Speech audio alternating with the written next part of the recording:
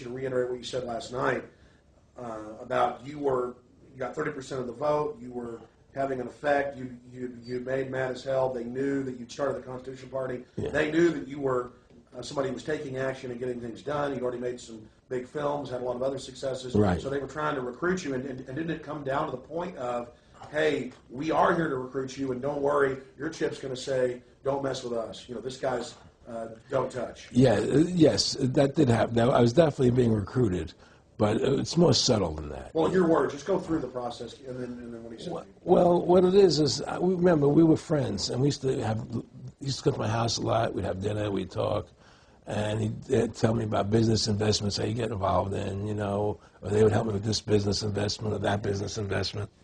And was I interested in joining the Council on Foreign Relations? You know, I would have to get a letter to join them, but was I interested in that? And, you know, just stuff, you know, leading you on. And I used to say to him that I never really did that because that wasn't where I was coming from. You know, as much as I like you, Nick, you know, your ways and my ways, we're on the opposite side of the fence. You know, I don't believe in enslaving people, you know, and... But he would come back with, oh, I do? Well, it would be more like, you know... It's better for them. Well, it's more like, you know,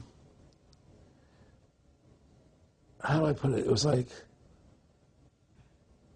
what do you care about them? What do you care about those people? What difference does it make to you? Take care of your own life. Do the best you can for you and your family. What do the rest of the people mean to you? They don't mean anything to you.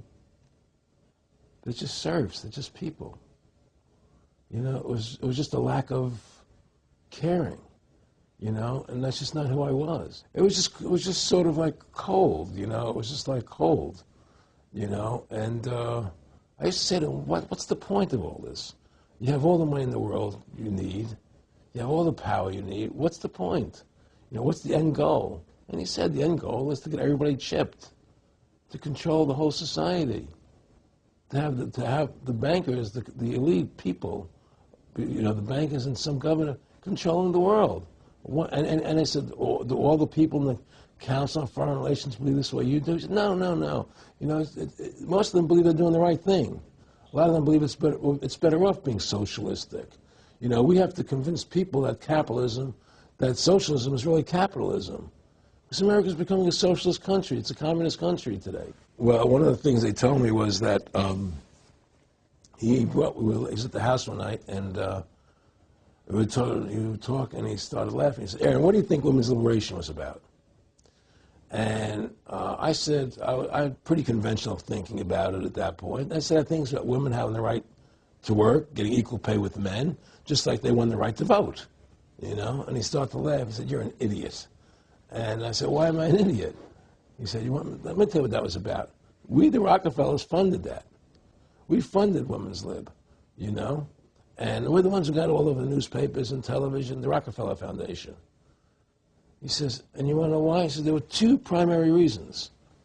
And they were, one reason was we couldn't tax half the population before women's lib. And the second reason was, now we get the kids in school at an early age. We can indoctrinate the kids how to think. It breaks up the family. The kids start looking at the state as the family, as the school, as the officials, as their family, not as the parents teaching them. And so those are the two primary reasons for women's lib, which I thought up to that point was a noble thing. You know, when I saw their intentions behind it, where they were coming from when they created it, the thought of it, I saw the evil behind what I thought was a noble adventure. Aaron, did you know that Gloria Steinem, in one of her own books, now admits the CIA funded Miss Magazine? No, I had no idea about that. No, I never heard that.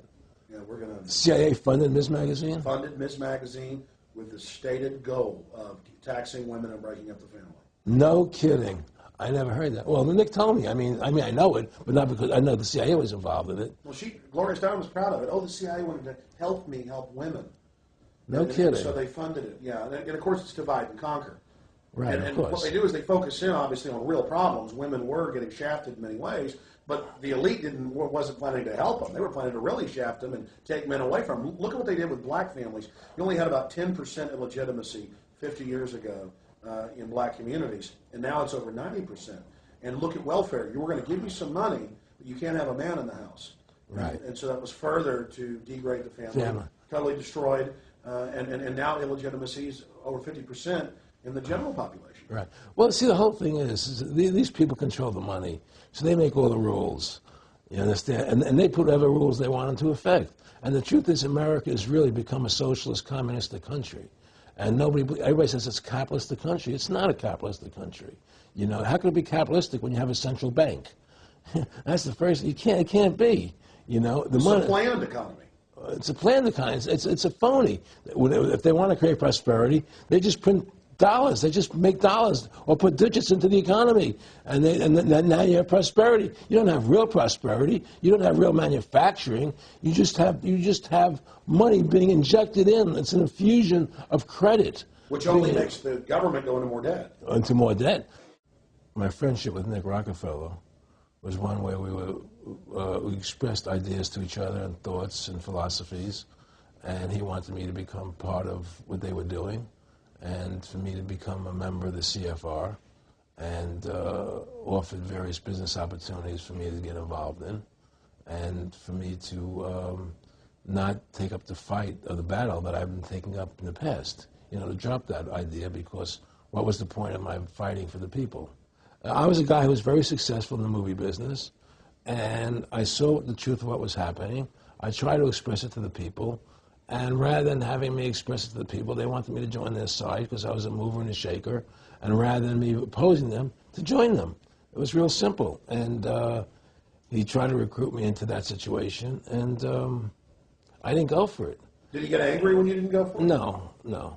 And, you know, it was like, you know, I remember one time he said to me, you join us, so you have an ID card, Aaron, you know, you have a chip, and your chip will say KMA on it.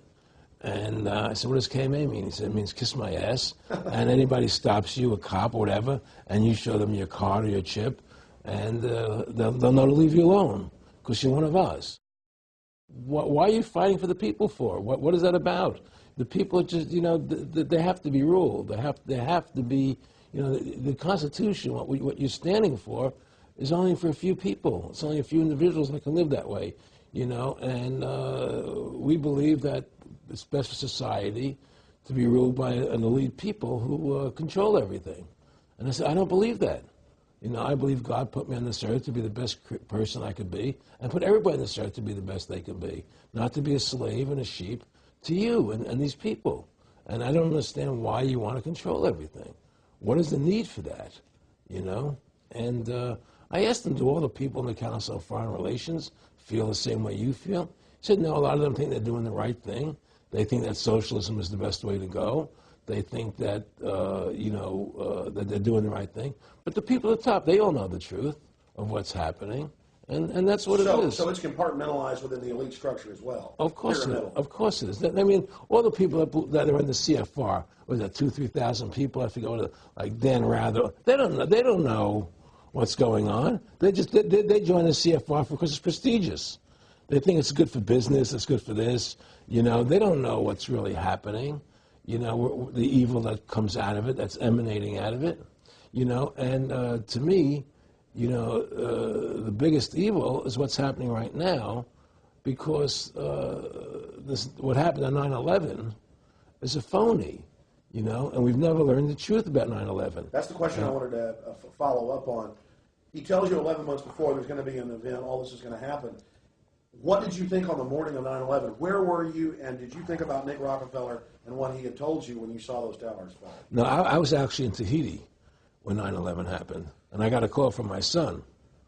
And my son said, the Twin Towers, they were just attacked, and they were falling down or something. So what are you talking? I was in Tahiti. I was asleep, and he says, "Yeah, they were hit by a plane." Da, da, da, da. And so where I lived, where I was in Tahiti, there was no television. So I had to run around the other side of the island to a hotel where they had, and it was all on television, you know. And that's when I first saw the stuff on TV about it. And I didn't immediately equate it to Nick, you know. But when I realized that we were going to go into Afghanistan, Iraq, and as that developed,